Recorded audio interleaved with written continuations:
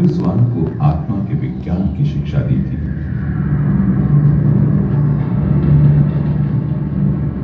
सूर्य देवता ने मानव जाति के पिता मनु को वो शिक्षा दी।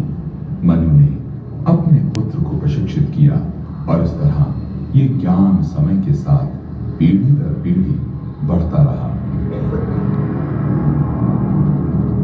लेकिन समय के प्रभाव के कारण किसी बिंदु के बाद ये ज्ञान मानव जाति के दिमाग से प्राय लुप्त सा हो गया। तब एक बार फिर 5000 वर्ष पूर्व श्री कृष्ण ने अपने प्रिय मित्र अर्जुन से इस विज्ञान की व्याख्या की। कुरुक्षेत्र के विशाल मैदान में श्री कृष्ण ने अर्जुन के रथ को बड़ी कुशलता के साथ चलाया था। वे प्राचीन इतिहास के सबसे भयंकर युद्ध की पराकाष्ठा के समय दोनों सेनाओं के बीच में रुक जाते हैं।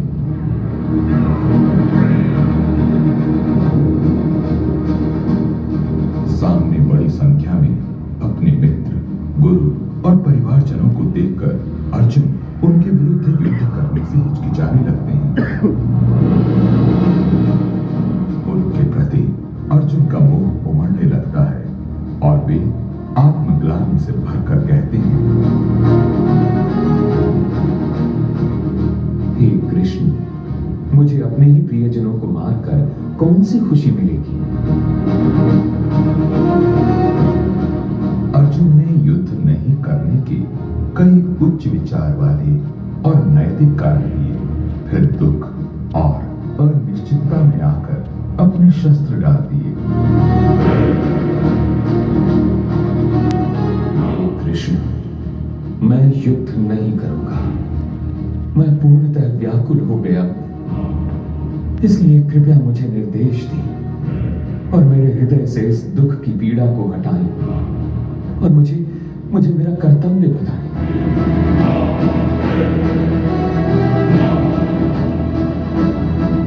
कृष्ण अर्जुन के आध्यात्मिक गुरु होने की भूमिका को स्वीकार करते हैं और अर्जुन को आत्मा की प्रकृति की शिक्षा देते हैं।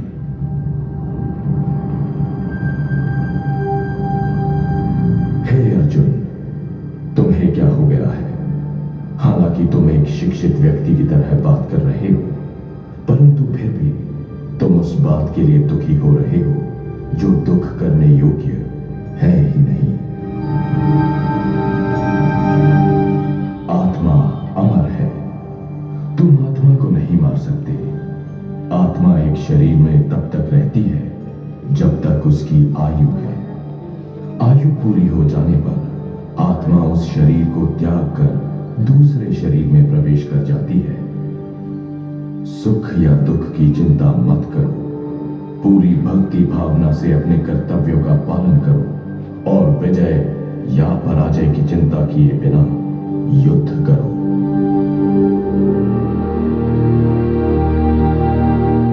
इस अद्भुत वार्तालाप को भगवद गीता के रूप में जाना जाता है और इसका विषय आज के परिप्रेक्ष्य में भी उतना ही प्रासंगिक है जितना 5000 वर्ष पूर्व के दैनिक जीवन के दुखों को दूर करने में तथा पीड़ादायी कर्तव्यों का पालन करने में था। इसमें एकमात्र आवश्यकता है एक नम्र और खुले विचारों वाले दिमाग की।